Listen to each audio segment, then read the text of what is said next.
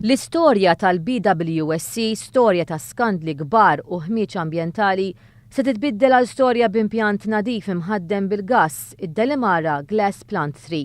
Il-Gvern Laburista beda jaħdem biex ikun jista' jtejjeb il-kwalità tal-arja permezz tal-proġett tal-gass ta' Delimara.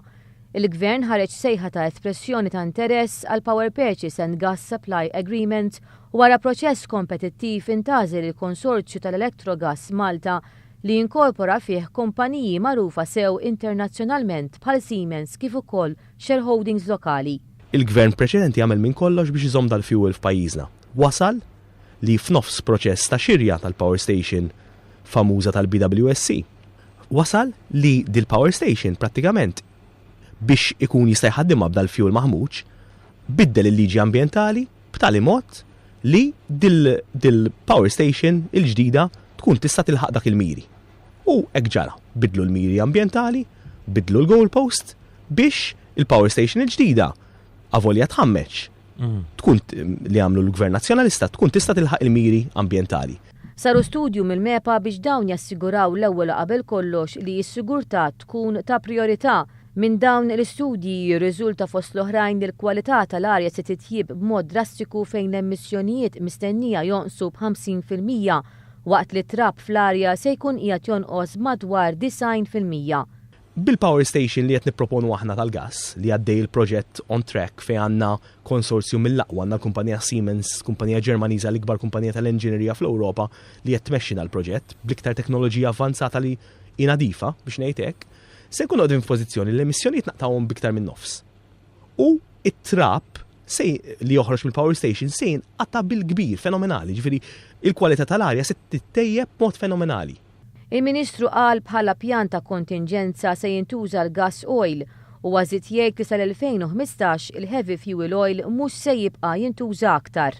Fil-fatt meta minna l-specifications li qed naħdmu bħalissa biex naqilbu l-impjant tal-BWSC mill-fuel oil għal-gas, aħna milni għadna bħala contingency jintuża biss bil-gas oil, l-HFO mhux se jibqa' jintuża.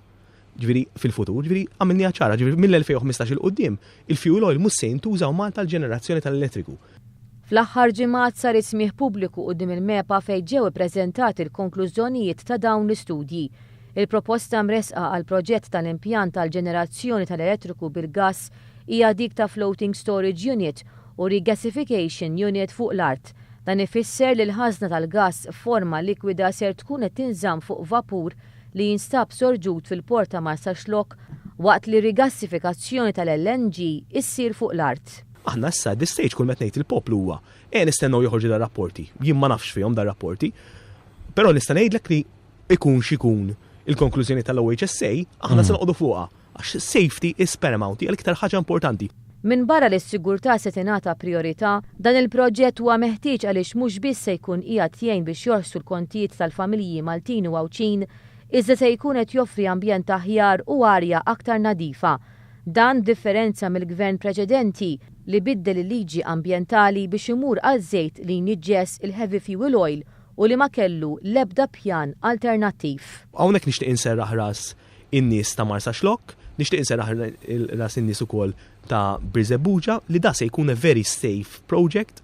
Għandna kumpanija fid-dinja bħal Siemens li huma state of the art li jridu jassiguraw ukoll li safety measures li se jieħdu huma ħafna iktar għoljin minn dak neċessarju mill-liġi, ġifieri se tkun a very very safe case, nixtieq li jkun one of the safest in the world hawn għandu jkun u l-LNG huwa safe, ma tismax b'inċidenti fuq tal-LNG.